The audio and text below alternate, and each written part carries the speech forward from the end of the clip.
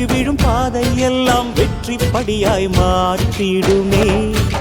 அண்ணாந்து பார்க்காமல் விண்மீனை வீழ்த்திவிடும் துணையாரும் இல்லாமல் ஜெயித்திடுமே.